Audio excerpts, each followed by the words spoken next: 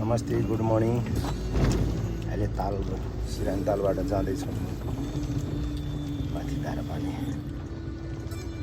आजको मौसम चाहिँ खास क्लियरै छ, भरे वेदर के हुन्छ थाहा। हाम्रो मनाङ जाने बाटो खासै नराम्रो छैन, अहिले चाहिँ एकदमै राम्रो भइसकेको अवस्था हो। कृपया मनाङ चाहिँ घुम्न आउने सम्पूर्ण इष्टमित्रलाई चाहिँ म के आनन्द गरिपर्ने भन्दाखेरि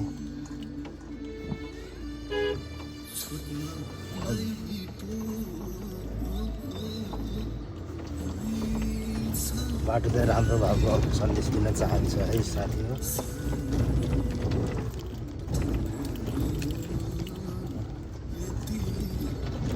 जाडो छ अहिले, चैत अन्तिम भइसक्यो, वैशाख लाग्ने बेला भइसक्यो, तर जाडो भइरहेको अवस्था हो।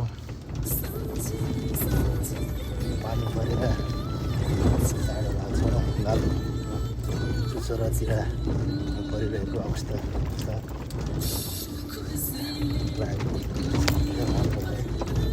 जाडो भएर हेर्नु यस्तो टोपी उठेर हेरिरहेको छ।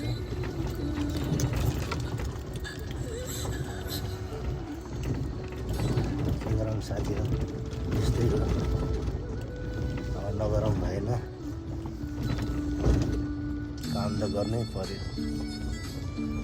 कति गर्यो मान्छेको जिन्दगी रहेछ हेर्नुहोस्।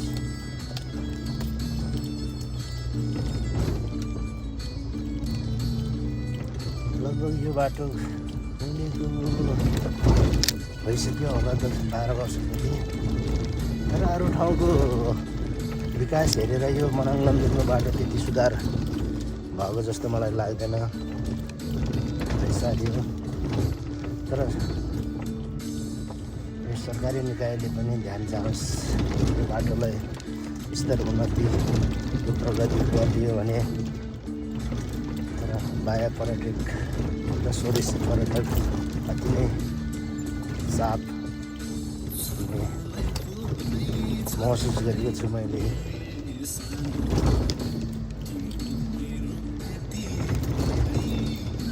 विशेष गरी म यो भिडियो गर्न लगाइरहेको खासै जरुर थिएन।